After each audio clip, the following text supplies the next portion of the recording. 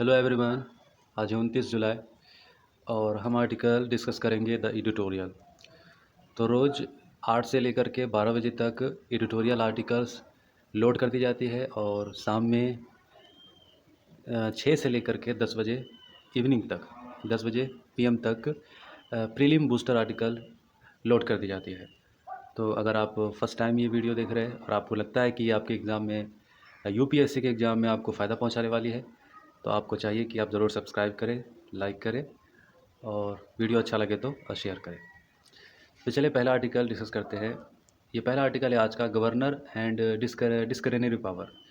तो गवर्नर के पास संविधान ने कई सारे डिस्क्रिशनरी पावर दिए हैं। तो मेन जीएस पेपर 2 कॉन्स्टिट्यूशन से आर्टिकल को रिलेट कर सकते हैं। तो राजस्थान को जो गवर्नर वहाँ पर है, तो गवर्नर ने असेंबली को कॉल करने के लिए समन किया है। तो समन क्या मतलब? बुलाना, मतलब असेंबली को बुलाना। ठीक है, असेंबली को बुला भेजना, समन बुलाना। ठीक है, तो आर्टिकल नंबर 174 के तहत गवर्नर के पास ये पावर है कि वो असेंबली को कॉल कर सकती है, समन कर सकती है। लेकिन 174 के तहत जो पावर है, 163 के तहत कैबिनेट के एड एंड एडवाइस से ही गवर्नर जो है वो काम करेगी। 163 एड एंड एडवाइस से, कैबिनेट के एड एंड एडवाइस से ही गवर्नर को काम करने की परमिशन देती है, जबकि 174 गवर्नर को ये अथॉरिटी देती है कि वो असेंबली को कॉल कर सकती है उस सिचुएशन में जब असेंबली भंग हो। ठीक है, जब एब्सोल्यूट मेजॉरिटी पता ना हो तो उसको समन कर सकती है। ठीक है, असेंबली को समन कर सकती है। 174 के तहत कॉन्स्टिट्यूशन में ये बात है। लेकिन 163 के तहत गवर्नर जो भी करेगा वो कैबिनेट के एड एंड एडवाइस से करेगा। कैबिनेट आप समझ रहे होंगे, सेंट्रल गवर्नमेंट के एड एंड एडवाइस से काम करेगा। गवर्नर कौन होता है? गवर्नर वो बॉडी होता है, वो इंसान होता है जो प्रेसिडेंट के द्वारा अपॉइंट किया जाता है राज्य में, और प्रेसिडेंट वही काम करते हैं जो प्राइम मिनिस्टर के एड एंड एडवाइस से काम करते हैं। तो इनडायरेक्टली आप कह सकते हैं कि गवर्नर प्रेसिडेंट के अंदर है, मतलब प्राइम मिनिस्टर यानी कि कैबिनेट के अंदर है। वो जो करेगा कैबिनेट के एड एंड एडवाइस से ही करेगा। तो 173 174 गवर्नर को पावर देता है, लेकिन 163 पावर को कॉम्प्रोमाइज़ कर देता है। तो इसको लेकर सुप्रीम कोर्ट में क्या बात की गई थी? देखिए, बात ये थी कि गवर्नर के पास पावर तो है लेकिन पावर नहीं है। मतलब 173 के तहत पावर है, लेकिन 163 के तहत एब्सोल्यूट पावर नहीं है। तो नवाम राबिया केस में ये बातें गवर्नर को लेकर सुप्रीम कोर्ट ने कहा। तो अभी गवर्नर की एब्सोल्यूट पावर ना रहने की वजह से तो सुप्रीम कोर्ट ने कई सारे पिछले केसेस में बातें की है। SR Bommai case, SR Bommai case में गवर्नर की एब्सोल्यूट पावर ना होने की वजह से तो समन करने के लिए तो वहाँ पर फ्लोर टेस्ट की बात सुप्रीम कोर्ट ने की। अब फ्लोर टेस्ट क्या होता है? फ्लोर टेस्ट होता है कि जैसे कि जो भी पार्टी इस बात को लेकर कॉन्फिडेंस में है कि वो सरकार में एब्सोल्यूट मेजोरिटी के साथ है, तो फ्लोर टेस्ट करके वो मेजोरिटी प्रूफ करे, हाउस में मेजोरिटी को प्रूफ करे। तो ये फ्लोर टेस्ट है। तो ये एक बात हो गई। तो कई सारे ये केस था। एक केस तो एसआर बम्बई केस था और दूसरा केस था जगदम्बिका पाल केस। ठीक है, ये केस था। Uttarakhand government, Uttarakhand high court का रिकमेंडेशन भी कुछ इसी तरीके से था। तो क्या गवर्नर के पास डिस्क्रिशनरी पावर है? इसके अलावा 173 के तहत तो पावर हमने देखा, लेकिन 163 के तहत पावर कॉम्प्रोमाइज़ हो रहा था। तो क्या वाकई में पावर है? बिल्कुल पावर है, लेकिन वो कैबिनेट के एड एंड एडवाइस से है। और दूसरा पावर है कि किसी भी बिल को गवर्नर चाहे तो वो प्रेसिडेंट के कंसेंट के लिए, प्रेसिडेंट के कंसेंट के लिए मतलब ये हुआ कि कोई भी बिल अगर गवर्नर को रोकने का मकसद है या फिर उनको लगता है कि इस पर वक्त लेना चाहिए, तो वो गवर्नर प्रेसिडेंट के कंसेंट के लिए उस बिल को भेज सकती है। तो ये भी डिस्क्रिशनरी पावर है गवर्नर का। तो ये था आर्टिकल। तो दूसरा आर्टिकल है रीसेपिंग हेल्थ केयर।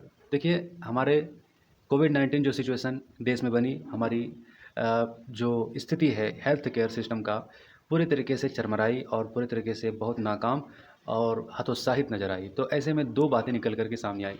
पहली बात ये है कि जितने भी बड़े बड़े जो जो केसेस है, जो बीमारियां जो कह लें कि क्या कह सकते हैं, अनपोल्यूटेड एयर से जो बीमारियां हो रही है, डिक्रीज वर्क स्ट्रेस, और जो मतलब कोविड-19 के अलावा कई सारी और बीमारियां जो पहले लोगों से जो जूझते चले आ रहे थे, उन बीमारियों से अब लोगों को बचने का और अपने आप को फिट रहने का और ऐसी चीज़ों से कह लें कि किस तरीके से अपने आप को डॉक्टर से दूर रखे, हॉस्पिटल से दूर रखे, अब लोगों के अंदर एक तरह का अच्छा पॉजिटिवनेस एक देखने को मिला।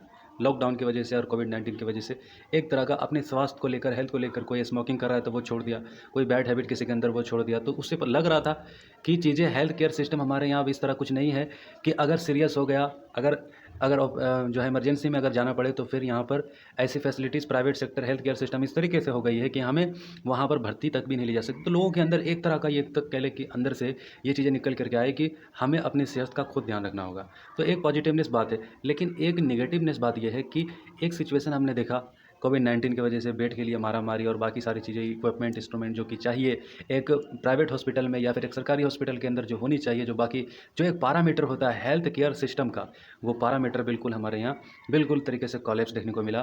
तो ये हमारी कमजोरी को दिखाता है, जो कि बहुत ही अच्छे तरीके से हमें इसका समाधान निकालनी चाहिए। ठीक है, अगला आर्टिकल इम्प्लीमेंट्री कंटामिनेशन। तो mains GS paper 3 technology, prelims और साइंस एंड टेक्नोलॉजी से आर्टिकल को रिलेट कर दीजिए। मतलब मेंस जीएस पेपर 3 टेक्नोलॉजी से और प्रीलिम्स साइंस एंड टेक्नोलॉजी से आर्टिकल को रिलेट कर सकते हो। तो कंटामिनेशन क्या होता है? कंटामिनेशन का मतलब होता है कि एक चीज़ को किसी और जगह पर ले जा करके छोड़ देना। तो देखिए मार्स को लेकर काफ़ी जितने भी वैज्ञानिक है काफ़ी होप है, काफ़ी उम्मीदें हैं कि अगर किसी प्लेनेट पर पृथ्वी के जैसा अगर कोई आने वाले समय में अगर हमें कुछ रिसर्च अगर पता चल सकता है तो वो मार्स है। तो मार्स को लेकर काफ़ी होड़ भी है वैज्ञानिकों के बीच में कि वो ज़्यादा से ज़्यादा मिशंस को कैरी करना चाहते हैं, उसके बारे में इन्फॉर्मेशन इकट्ठा करना चाहते हैं। तो देखिए बात है कि अर्थ को लेकर हमारी क्या मतलब धारणा है। हम अर्थ को लेकर ये ऑब्जर्वेशन हमें पता चलती है कि एक माइक्रोब से ही यानी कि एक जीव से ही इतनी सारी इवोल्यूशन हमारे जो है ब्रह्मांड में जो है देखने को भी मिल रही है। तो एक इवोल्यूशन था और इसकी शुरुआत एक मॉलिक्यूल से हुई, एक माइक्रोब से हुई, एक जीव से हुई। तो बात यह है कि मार्स को लेकर बात यह है कि वैज्ञानिकों के दिलों में ये चीज़ लगता है एक पॉसिबिलिटीज़ कि मार्स को लेकर कि स्टडी कर सकते हैं। अगर वहाँ पर कुछ माइक्रोब्स, कुछ ऑर्गेनिज्म को बायोस्फीयर वहाँ पर एग्जिस्ट अगर कर सकते हैं तो फिर आने वाले समय में और ज़्यादा मार्स के बारे में स्टडी कर सकते हैं। तो लेकिन इसके लिए क्या है ना कि स्पेस मिशन कैरी करना होगा और इसके लिए कुछ ट्रीटीज़ वगैरह है जो फॉलो करना पड़ेगा, जैसे United nation outer space treaty है। तो ये जो है स्पेस को मिलिटराइजेशन को उससे रोकती है, प्रोटेक्ट करती है। मिलिटराइजेशन मतलब समझ रहे हैं ना बात, यानी कि एक अब कोई इसके बहाने यानी कि ऑर्गेनिज्म एक्स्ट्रा कंटामिनेशन करने के बहाने कोई और एक्टिविटीज़ भी हो सकती है। तो United nation outer outer space treaty इस चीज़ से रोकती है। ठीक है, और एक ट्रीटी और एक committee on space research planetary protection policy, तो ये दोनों चीज़ से रोकती है, मिलिटराइजेशन से भी रोकती है। और इस तरह की कोई भी गतिविधि, इसके दोनों प्रभाव हो सकते हैं, सही भी और गलत भी, पॉजिटिव और निगेटिव। तो हर तरह के ये जो है इसको वॉच करती है। ठीक है, पहला आप याद रखना united nation outer space treaty, ये इसका कंसेंट चाहिए। और दूसरा committee on space research planetary protection policy, तो इसका मकसद यही है कि पृथ्वी microbe send to the other planet ensuring them alien life does not effect. तो ये इंसार करना होगा कि ये इससे किसी तरह का नुकसान और किसी तरीके से जो भी नुकसान हो सकता है उसके बारे में फुल टू इन्फॉर्मेशन आपके पास, ये सारी चीज़ की रिस्पॉन्सिबिलिटी होनी चाहिए। अगला आर्टिकल है Indian foreign policy mains GS paper 2 international relation से आर्टिकल को रिलेट कर सकते हैं। तो सवाल यह है कि इंडिया को लेकर बात की जा रही है कि साउथ एशिया कंट्री में जिस तरीके से चाइना स्ट्रैटेजिक तौर पर काफ़ी पैर अपना फैलाता जा रहा है, हर एक हमारे पड़ोसी देशों के आसपास में भी बात की जाती है, बांग्लादेश की, नेपाल की, अफगानिस्तान की। तो हर एक देश के साथ जो है चाइना का जो है इंगेजमेंट बढ़ रहा है, हमारी इंगेजमेंट घट रही है। तो आखिर हमारी डिप्लोमेसी कहाँ पर है, किस तरीके से वर्क कर रही है? ठीक है, तो बात की जा रही है कि हमारी डिप्लोमेसी यूएस के साथ थोड़ा ज़्यादा से कंटामिनेट हो गई, यूएस के साथ ज़रा ज़्यादा से हम मतलब यूएस की तरफ हम आगे बढ़े। तो चाइना से हम दूरी हुई और काफ़ी सारे पड़ोसी देशों को चाइना ने अपने प्रभावित किया, अपने प्रभाव में लिया। और इसकी वजह से देखिए बात की जाती है ईरान की, जहाँ तक बात है यूएस से हमारा रिश्ता अच्छा हुआ। ये 2008 में हमने एक पॉलिसी साइन की थी यूएस से, 2008 में स्ट्रैटेजिक इकोनॉमी। ठीक है, इंडिया स्ट्रैटेजिक ऑटोनॉमी। ठीक है, when India aligned its policies with the US in 2008 से हमारा इंगेजमेंट बढ़ना शुरू हुआ। तो अब देखिए ईरान पर यूएस ने एक सेंसस लगाया था, प्रतिबंध। ईरान न्यूक्लियर डील से वो बाहर निकल गया था, P5+1 कंट्री उसमें शामिल थे। तो यूएसए को उस डील से निकल जाने के बाद यूएसए ने ये ट्रंप ने कहा था कि जो भी ईरान के साथ ट्रेड करेगा वो अमेरिका के साथ ट्रेड नहीं कर पाएगा। तो सवाल है कि हम 16% अपनी जो है क्रूड ऑयल ईरान से ख़रीदते थे। तो फिर ये सैंक्शंस की वजह से हमने अपने क्रूड ऑयल के इंपोर्ट को बिल्कुल जीरो कर दिया ईरान के साथ। तो ईरान के साथ हमारी जो इंगेजमेंट थी, चाबहार पोर्ट्स को लेकर एग्जाम्पशन दिया गया, लेकिन अभी कह लें कि एक रिश्ते जिस तरीके से थे, चूँकि ईरान की पूरी इकोनॉमी तेल के ऊपर निर्भर करती है और भारत जैसा बड़ा मार्केट अगर उससे तेल ना खरीदे तो जाहिर सी बात है ऊपर ऊपर तो देखा जा सकता है कि रिश्ते अच्छे हैं, लेकिन अंदर से कुछ ना कुछ रिश्ते में तल्खियाँ शुरू हो जाती है जब हम यूएस को खुश करने के लिए ईरान के साथ अपनी डिप्लोमेसी जो हमारी होनी चाहिए ओपन डिप्लोमेसी, वो चीज़ें जो है एक कह लें कि थोड़ा सा दबता हुआ दिखता है। तो दूसरी बात यह है कि यूएस के साथ हमने कई सारे जो है इंडिया ओशियन और पैसिफिक ओशियन को और चाइना को टैकल करने के लिए कई सारे जो है हमने यूएसए को लेकर जो है हमने कई सारे एग्रीमेंट साइन किए हैं। जैसे कि हमने साइन किया यूएसए के साथ लेमुआ क्या होता है? Logistic exchange memorandum of agreement. इसका मतलब यह हुआ कि लॉजिस्टिक चीज़ें हमारी डिफेंस सेक्टर की और लॉजिस्टिक चीज़ें यूएस की डिफेंस सेक्टर की एक दूसरे का इस्तेमाल वो कर सकती है। ठीक है, तो ये एग्रीमेंट हमने साइन किया लेमुआ, इसको आप याद रखिएगा। जब भी यूएस को लेकर कोई क्वेश्चन पूछा जाए, खासतौर से डिफेंस को लेकर क्या क्या एग्रीमेंट हमने साइन किया, तो लेमुआ आपको याद रखिएगा।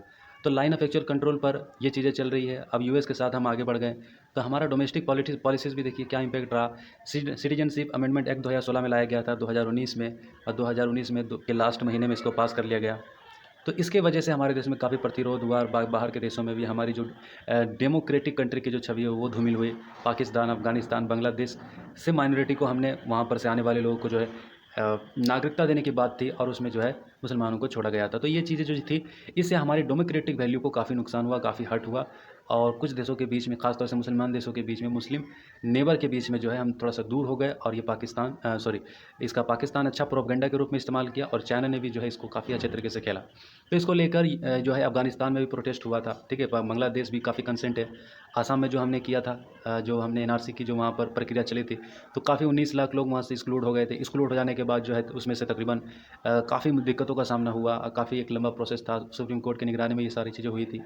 तो एक तरह का भारी भरकम प्रोसेस था। अब सीएए जो ये कानून, जो सिटीजनशिप अमेंडमेंट एक्ट हो गया, अगर आगे सरकार एनआरसी पूरी इंडिया में लेकर के आती तो ये एक काफ़ी भारी भरकम और काफ़ी थकाऊपन ये काम होगा, जो कि काफ़ी सारे देश जो इससे नाराज़ है और काफ़ी हमारी जो डेमोक्रेटिक छवि है इसको काफ़ी आहत पहुँचा है। जम्मू कश्मीर की बात कल हमने रिवोक किया तो फंडामेंटल राइट लोगों के हर्ट हुए और वहाँ पर लोगों के जो है लॉकडाउन ज़्यादा दिन तक रहा। हालांकि भारत ने इस चीज़ को हैंडल अच्छे तरीके से किया, लेकिन फिर भी पाकिस्तान जैसे देश ने इसका काफ़ी प्रोपेगेंडा वेपन के रूप में काफ़ी अच्छे तरीके से इस्तेमाल किया।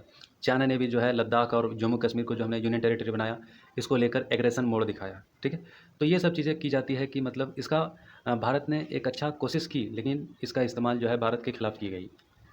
अगला आर्टिकल है new model of skilling youth. Mains GS paper 3 economic development से आर्टिकल को रिलेट कर सकते हैं। तो देखिए, भारत की ज़्यादातर आबादी जो है नौजवान है। 25 साल की उम्र तक की हमारी बहुत बड़ी आबादी है, जवान है। और चाइना और यूएस से और यूरोप से हम जवान आबादी वाले देशों में से सबसे आगे हैं। यानी कि हमारी देश नंबर 1 है जहाँ पर youngest population of the world है। दुनिया में सबसे ज़्यादा हमारी आबादी, ये जवान लोगों की ज़्यादा आबादी है। तो इससे क्या हो सकता है, हम भारत को काफ़ी एक अच्छा सस्टेन ग्रोथ प्रोवाइड कर सकते हैं। भारत बहुत सस्टेन ग्रोथ प्रोवाइड कर सकता है। भारत की जो एक बहुत बड़ी आबादी जो कि यंग है, पोटेंशियल फुल है, अगर इसको स्कूल फुल कर दिया जाए तो देखिए, अगर यही आबादी को अगर हम पॉपुलेशन डिविडेंड नहीं बना पाए, यानी कि हर एक को हमने स्किलफुल और क्वालिटी एजुकेशन और इस तरीके से आगे नहीं ला पाए, तो यही आबादी जो कि हमारे लिए ग्रोथ का सबब बन सकता है, तो हमारे लिए डाइजेस्टर का भी सबब बन सकता है। तो भारत को चाहिए कि इसको ह्यूमन कैपिटल कैसे बनाया जाए। तो ह्यूमन कैपिटल कैसे बन सकता है, तो हमें सबसे पहले ह्यूमन कैपिटल को, अपनी आबादी को बनाने के लिए, यंगेस्ट पॉपुलेशन को ह्यूमन कैपिटल बनाने के लिए फोकस ऑन स्किल डेवलपमेंट पर ध्यान देना पड़ेगा। लोगों को स्किल देना पड़ेगा। हर साल तकरीबन 12 मिलियन न्यू वर्कर को जॉब चाहिए, कंपलसरी है। लेकिन अभी 12 करोड़ से ज़्यादा लोग जॉब से जो है निकाल दिए गए, कोविड-19 की वजह से निकाल दिए गए। 12 मिलियन हर साल न्यू वर्कर को जॉब मिलना चाहिए। ये जॉब के लिए बिल्कुल तैयार है, इनके पास अपॉर्चुनिटीज़ नहीं मिल रही है, इनके पास अवसर प्राप्त नहीं हो रहा है। ठीक है, और रहा सवाल एग्रीकल्चर, ये एम्प्लॉय को, लोगों को खपाने के लायक नहीं है। मतलब जितने लोग तैयार हैं, एग्रीकल्चर वो डिपार्टमेंट नहीं है जहाँ पर बहुत सारे लोगों को, इतनी बड़ी तादाद को, भारी भरकम तादाद को जो खपा दिया जाए। तो स्किल इंटेंसिव वर्क पर फोकस करना होगा, ख़ास तौर से एग्रीकल्चर सेक्टर में भी और टेक्नोलॉजी में भी। तो एजुकेशन को, यूनिवर्सिटी को इस काबिल बनाना होगा जो हमारे बहुत बड़ी आबादी को वेल क्वालिफाइड स्किलफुल बना सके। ठीक है, और ये प्रोग्राम जो है, स्किल डेवलपमेंट प्रोग्राम, हर शहर में, गांव में, रूरल एरिया में, इनफॉर्मल सेक्टर में, हर जगह पर ये चीज़ें होनी चाहिए। ठीक है, तो डेवलपमेंट प्रोग्राम होना चाहिए, स्किल डेवलपमेंट होना चाहिए। और ये होना चाहिए न्यू मॉडल मतलब ICT, information communication technology. Information communication technology, देखिए इंफॉर्मेशन किसी भी पॉलिसी मेकिंग के लिए, किसी भी चीज़ को एस्टिमेट करने के लिए बहुत इंपॉर्टेंट है। जब आपके पास एक अच्छा इंफॉर्मेशन होता है तो आप एक डिसीजन अच्छा ले पाते हैं। तो ठीक है, तो डिजिटलाइजेशन की तरफ फास्टर तरीके से आगे बढ़ना चाहिए। और इसमें क्या करना चाहिए, प्रोमोट पब्लिक प्राइवेट पार्टनरशिप। ठीक है, पब्लिक प्राइवेट पार्टनरशिप चाहिए। हमें किसी भी बड़ी आबादी जो हमारी है उसको छोड़ना नहीं है पीछे, बल्कि उसको आगे लाना है। उसको आज के ज़माने के हिसाब से, आज के वक्त के हिसाब से उनको कदम से कदम आगे मिलाकर लाने के लिए इंफॉर्मेशन कम्युनिकेशन टेक्नोलॉजी इन्हेंस करना होगा उनके अंदर। और हमें चाहिए पब्लिक प्राइवेट पार्टनरशिप। हर एक पब्लिक की जो है, उसकी जो भी उसके पास स्किल है, नॉलेज है, उसका पार्टनरशिप हमें चाहिए। उनको अपग्रेड करने की ज़रूरत है। तो न्यू टेक्नोलॉजी अगर एजुकेटेड कर दिया जाए तो वो यहाँ नहीं तो कहीं और दूसरे फॉरेन कंट्री में जाकर के भी अपनी काबिलियत का जो है मुज़ाहरा कर सकते हैं। तो आईटी सेक्टर में ये कैपेबिलिटीज़ है कि लोगों को जॉब प्रोवाइड कर सकता है, लेकिन बशर्ते कि हम लोगों को स्किल कर सकें। तो पब्लिक पब्लिक प्राइवेट पार्टनरशिप हम ये कर पाएँ तो हमारे लिए आने वाले वक्त में ये चीज़ बहुत अच्छा होगा। और देखिए data collect collaboration can overcome and asymmetry in information that is plugged skill development. तो ये बात है। तो देखिए पब्लिक प्राइवेट पार्टनरशिप तो हमने समझा ये अपॉर्चुनिटीज़ को पैदा करेगा, डेवलपमेंट लेकर के आएगा। और ऑनलाइन स्किलिंग होना चाहिए, ऑनलाइन, चूँकि ऑनलाइन अभी बहुत ही अच्छा अवसर है ऑनलाइन स्किल करने के लिए, और हर तरीके से हर समाज के लोगों को इसमें जोड़ना चाहिए, और ख़ास तौर से वुमेन को एम्पावर करना चाहिए। देखिए हमारी तकरीबन 49% जो है वुमेन, हमारी जो है पॉपुलेशन 49% से ज़्यादा है। तो अब क्या है कि वुमेन का जितना पार्टिसिपेशन हमारी अर्थव्यवस्था में होनी चाहिए नहीं है, ठीक है। तो वुमेन का पोटेंशियल है कि 30% हमारी इकोनॉमी को बूस्ट कर सकती है। इकोनॉमी वुमेन के पास इतनी क्षमता है 30%। लेकिन वुमेन के पास समस्या क्या है? वुमेन के पास सबसे बड़ा समस्या है कि उनके some of the obstacle women face are, तो कई सारे ऑब्स्टेकल समस्याएं उनके बीच में है कि डोमेस्टिक ड्यूटीज़ उनके ऊपर है, जैसे घरेलू कामकाज वगैरह ये सब सारी चीज़ें। तो डोमेस्टिक ड्यूटीज़ की वजह से वो इससे महरूम हो जाती है। सोशल कल्चर बैरियर है, सामाजिक जो कि हमारा रीति रिवाज, ये सब चीज़ें, ये सब बैरियर है। Lack of digital financial literacy, उनके पास ये स्किल नहीं है, फाइनेंशियल लिटरेसी नहीं है, डिजिटल नॉलेज नहीं है, ठीक है। और there is a need to eliminate obstacle focus by women. तो ये जितने भी ऑब्स्टिकल है, समस्या, हर्डल्स है, इसको निकालने की ज़रूरत है। तो ठीक है, physical financial and skill development program करने की ज़रूरत है, खासतौर से वुमेन के लिए। जेंडर बजटिंग करने की ज़रूरत है वुमेन के लिए, खासतौर से लोन प्रोवाइड करनी चाहिए बैंक को, खासतौर से वुमेन के लिए, ठीक है। और एजुकेशन एंड स्किल डेवलपमेंट करनी चाहिए वुमेन्स को, खासतौर से partnership with industry to support women centric skill project. और ऐसे प्रोजेक्ट को वुमेन सेंट्रिक प्रोजेक्ट को स्किल देनी चाहिए वुमेन्स को, improving financial and digital literacy of women. तो ये था जो वुमेन की पार्टिसिपेशन अगर हम चाहते हैं तो ये सब स्टेप हमको लेना होगा, ठीक है। तो ये था आज का आर्टिकल्स। तो आई होप ये आर्टिकल्स आपको समझ में आया होगा। तो नहीं समझ में आया फिर से देख लो, और सही लगे तो सब्सक्राइब करो, शेयर करो दोस्तों। आप लोग शेयर नहीं करते। Thank you.